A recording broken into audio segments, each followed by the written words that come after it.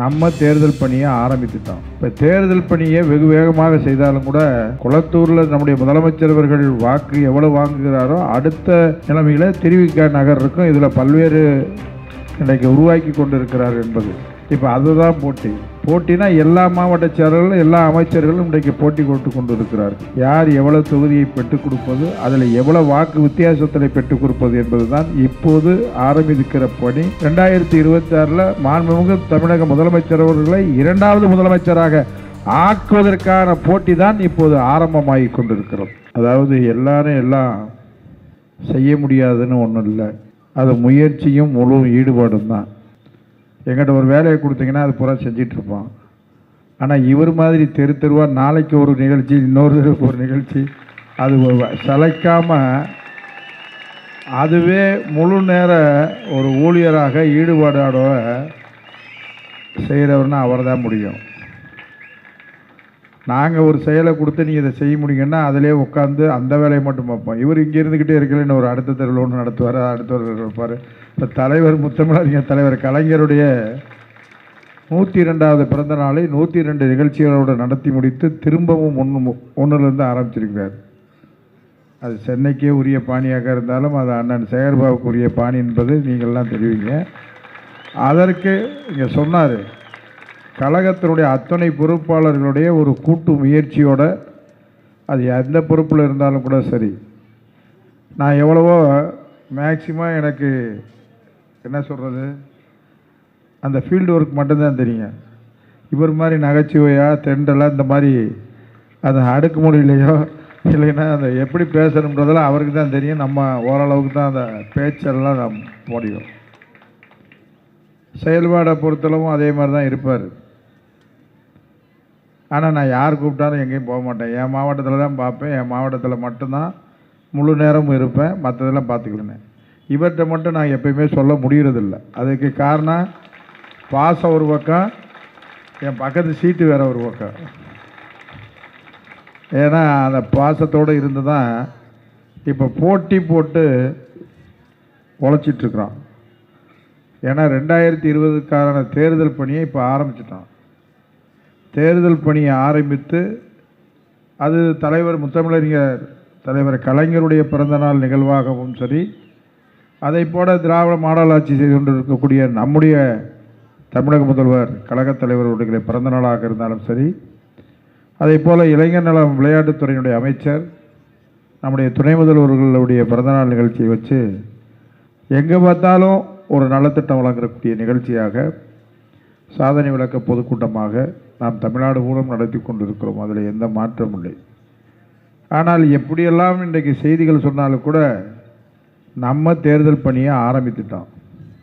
இப்போ தேர்தல் பணியை வெகு வேகமாக செய்தாலும் கூட இப்போ அதில் தான் போட்டி. இப்போ அண்ணன் சொன்னார், குளத்தூரில் நம்முடைய முதலமைச்சர் அவர்கள் வாக்கு எவ்வளவு வாங்குகிறாரோ அடுத்த நிலைமையில் திருவிக நகர் இருக்கும். இதில் பல்வேறு இன்றைக்கு உருவாக்கி கொண்டு இருக்கிறார் என்பது. இப்போ அதுதான் போட்டினா எல்லா மாவட்ட செயலர்களும் எல்லா அமைச்சர்களும் இன்றைக்கு போட்டி போட்டு கொண்டு இருக்கிறார்கள். யார் எவ்வளவு தொகுதியை பெற்றுக் கொடுப்பது, அதில் எவ்வளவு வாக்கு வித்தியாசத்தில் பெற்றுக் கொடுப்பது என்பது தான் இப்போது ஆரம்பிக்கிற பணி. 2026 மாண்புமிகு தமிழக முதலமைச்சர் அவர்களை இரண்டாவது முதலமைச்சராக ஆக்குவதற்கான போட்டி தான் இப்போது ஆரம்பமாகி கொண்டிருக்கிறோம். அந்த ஆரம்பத்தில் எங்கள் அண்ணன் முழுமையாக வெற்றி பெறுவார் என்றாலும் அவரோடு சேர்ந்து முழு வெற்றி பெறுவதற்கு நாங்களும் உழைத்து கொண்டிருப்போம் என்பதில் எந்த மாற்றமும் இல்லை. அது மக்களுக்கு செய்திருக்கக்கூடிய சாதனை. திராவிட மாடல் ஆட்சி சென்றிருக்கக்கூடிய நம்முடைய முதலமைச்சர் அவர்கள், அதை தான் நான் ஏற்கனவே சொன்னேன், அவர் ரெண்டு கண்ணா பார்க்குறாரு. ஒரு பக்கம் அரசியலில் பொதுமக்களுக்கு, நம்முடைய வாக்களித்த மக்களுக்கு மட்டுமில்ல வாக்களிக்கிற மக்களுக்கும் எப்படி என்னென்ன வகையில் அவங்களுக்கு நலத்திட்டம் செய்கிறது, இன்னொன்று கழகத்தை எந்த அளவில் வளர்த்து அதை கட்டுக்கோப்பாக இயக்கத்தினுடைய பல்வேறு பொறுப்பாளர்கள் எல்லாம் ஒருங்கிணைத்து அந்த பணியையும் செய்வதன் மூலமாக இயக்கத்தை வலுவோடும் பொலிவோடும் நடத்துவதற்கான பணியையும் இன்றைக்கு செய்து கொண்டிருந்தாலும் கூட இன்றைக்கு தேர்தல் பணியை இன்றைக்கு மாண்புமிகு தமிழக முதலமைச்சர் அவர்கள் தொகுதி வாரியாக ஆய்வு பணியை இன்றைக்கு தொடங்கியிருக்கிறார்.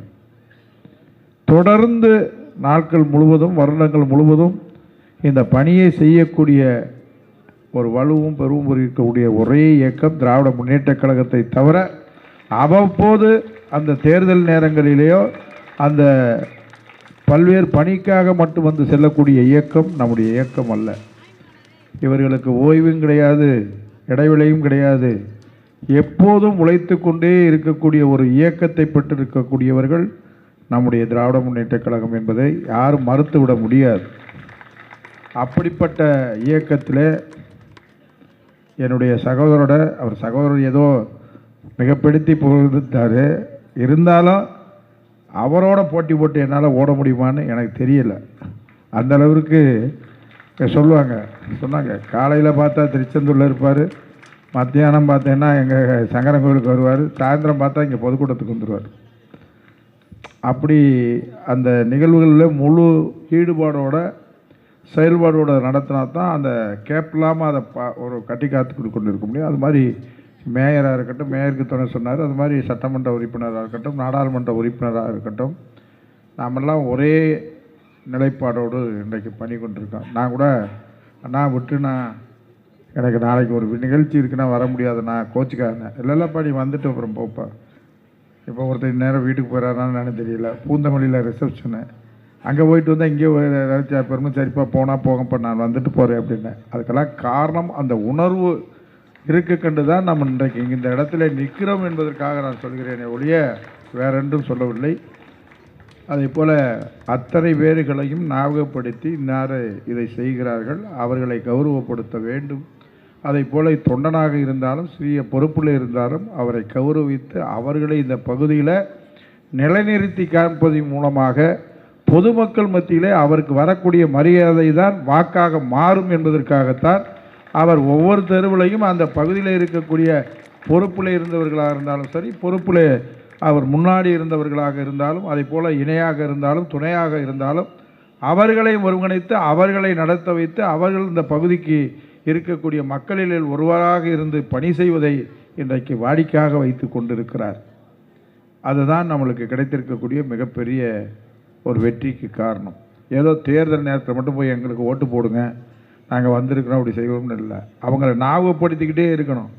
நாங்கள் தான் எல்லாம் செய்கிறோம், நாங்கள் தான் பார்க்குறோம், நாங்கள் தான் மக்களுக்காக சேவை செய்யக்கூடிய முதலமைச்சர் நம்முடைய முதலமைச்சர் என்பதனை அதை போல் துணை முதலமைச்சர் அவர்களும் இதை போல் செய்து கொண்டு இருக்கிறார். நாங்கள் அவருக்கு தொண்டனாக இருந்து பல்வேறு பொறுப்புகளில் இருந்தாலும் ஒரு சேவகனாக இந்த பணியை செய்வதற்கு வாய்ப்பு தந்திருக்கிறார்கள். அந்த வாய்ப்பை நாங்கள் முழுமையாக உங்களுக்கு அர்ப்பணிப்பதற்காக நாங்கள் செயல்பட்டு கொண்டு இருக்கிறோம் என்பதனை நாங்கள் சொல்லிக்கொண்டே இருக்கிறோம்.